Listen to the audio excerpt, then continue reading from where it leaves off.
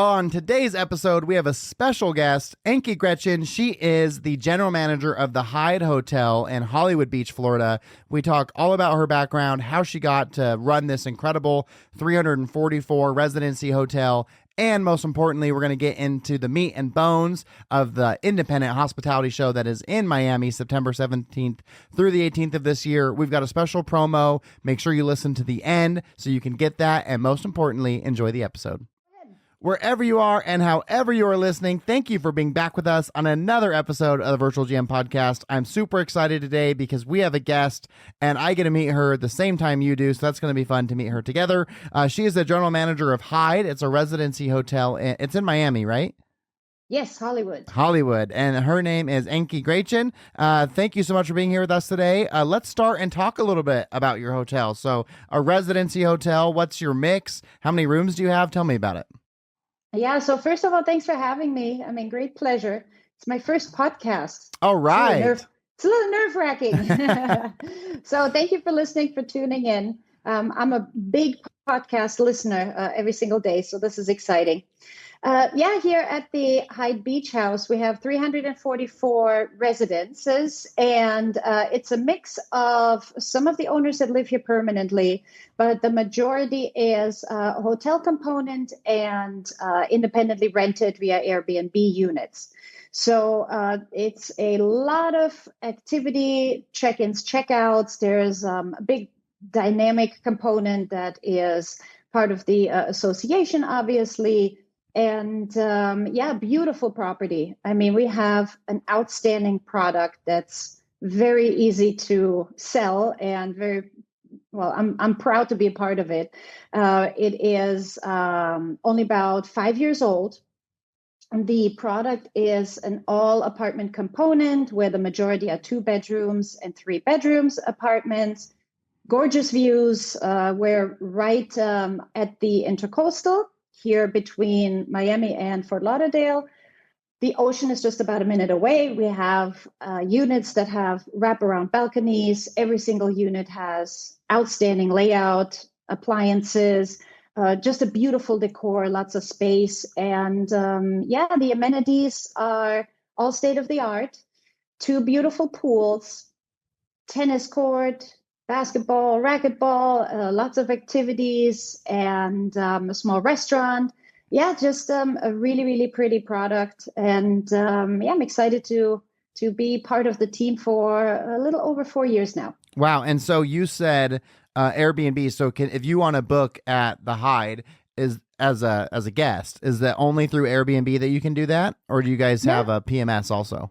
Yes. So we have both. I manage the association and also the hotel component. So on both sides, the owner basically has a option of either renting the unit themselves or entrusting it to the hotel component for them to be the property manager. And what do you guys use for your PMS at your hotel? We're on all different types of platforms. I mean, we have our majority is, the usual OTAs, Expedia, Booking.com, and then our own PMS system. And what is your PMS? Who do you guys use? Good question. Where is my director of revenue when you need her? I'm not quite sure, Cody, to be honest. No problem. That's so all right. I'll tell you a little bit about me. I come more from the operational background. Okay. And because it is a condo hotel, one large part of my job is the handling of the association. So I have personally a CAM license, have to manage the meetings, make sure that everything is done here according to Florida statute. And then I have some brilliant people who handle the back end of it. Well, I love revenue that. manager, sales and marketing, and all of that. Luckily, I'm just pushing that towards them. So they're more the technical guys. That's what a good leader does: delegate and elevate. So you said 344 units total, and then how much would you say are generally in the rental pool for overnight stays? We currently have 70. 70. Okay. Now, yes. So if you are to book on, let's say, Airbnb, then I would say out of the 344, we have about 340 or so that are permanently in the rental program. The rest are occupied by long-term owners, basically, or residents. And did you have a hospitality background coming into this property, or how did you end up as the general manager of this property? Mm-hmm.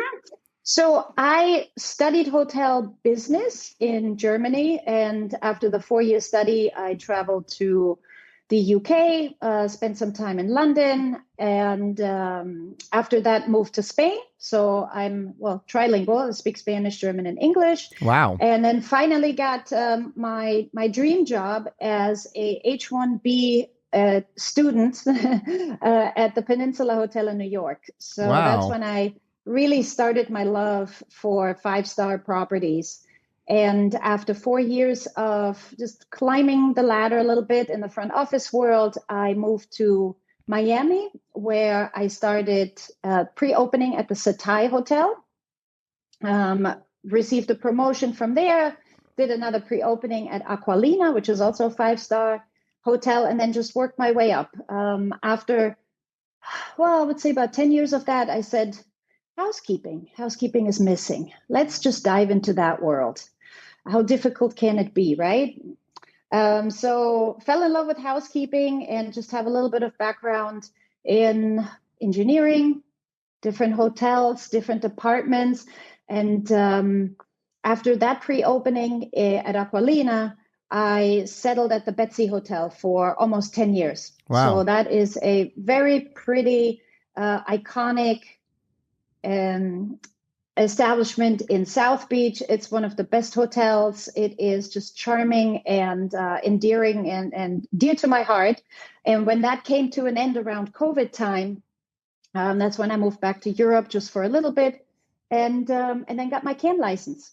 Wow, and that's how I ended up here. Mm-hmm. What an awesome background. It's cool to hear you're part of the H-1B program too, because that's great. I mean, that's a great way to bring people into the hospitality program here in the States. And I love to hear that you did the housekeeping piece too, because housekeeping is such an integral part of an operation. So to hear that you took some time to really learn and be a part of that, that's really cool. So unbelievably well-rounded. That's quite the background. So thank you for sharing that. So for our listeners, I asked Anke to be on this with me because we are both board members for the Independent Hotel Show, which is in Miami from September 17th to the 18th at the Miami Beach Convention Center. And this is my first year to be a part of the board. And Anke had an opportunity to be a part of it last year. And so I thought it'd be great to have her come on, tell our listeners. So our listeners, Anke, so you know, they're really perfect for the Independent Hotel Show. That's who this podcast is built for. They're all, for the most part, small luxury boutique properties. And so I think in fact, last year we did a podcast on the best 4 shows you've got to attend if you're in the independent space, and the Independent Hotel Show was on it. But now that we've got someone who's been a part of it and got to go to it last year, I was wondering if you could maybe share with the listeners what they could come to expect from the show this year. Yeah. So obviously the show is at the Miami Beach Convention Center. And when I attended last year, when I was asked, I found it to be a great space for all different types of vendors. You know, sometimes you go to these shows and it is predominantly housekeeping, let's say. I found it to be extremely well-rounded because there were so many different vendors from different industries. So for me, there were some great new innovations from acrylic glassware to different integration systems when it came to safety.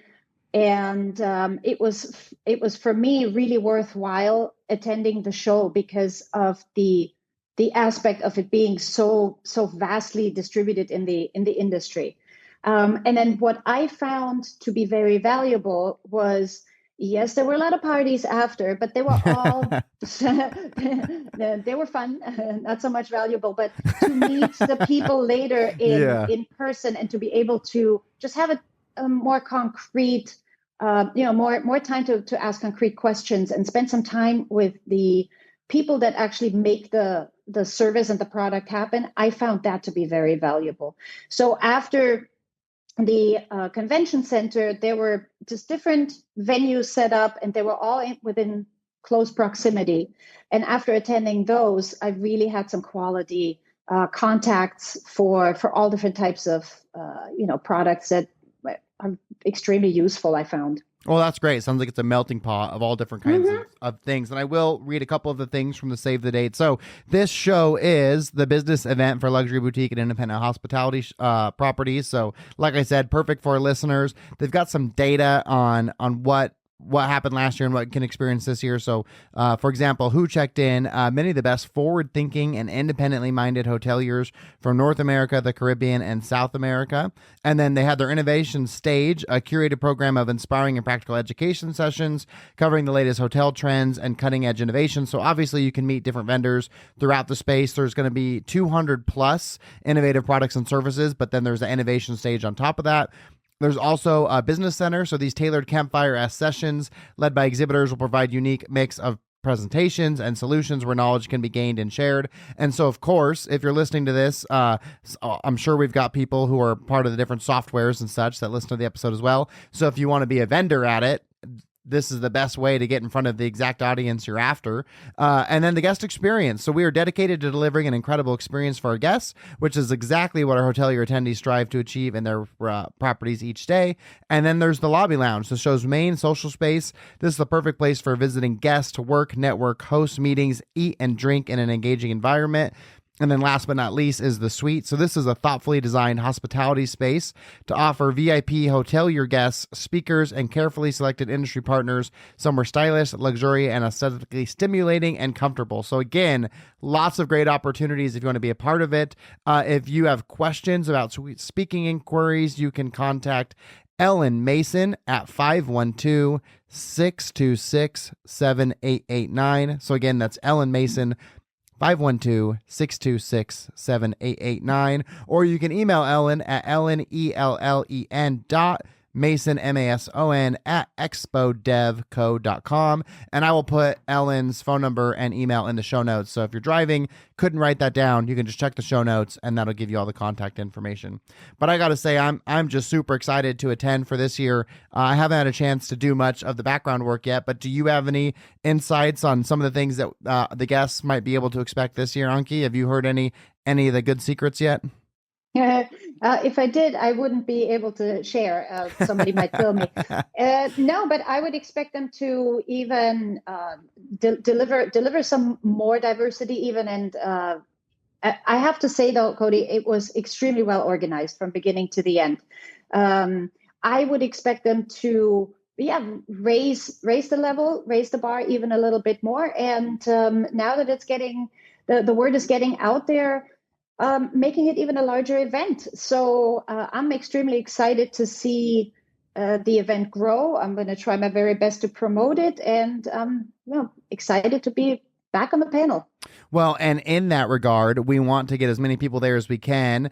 And the Independent Hospitality Show has stepped up in a huge way, and they're actually going to offer our listeners the ability to attend the show for free. So you can use code VGM free and get free attendance to the Independent Hospitality Show this year, which is an amazing way to get to meet some of your peers, amazing innovators, incredible software producers. There's so many different things, as Anke has mentioned, that you can get by attending this show. And now we've made it easier by waiving the admission fee for all of our listeners.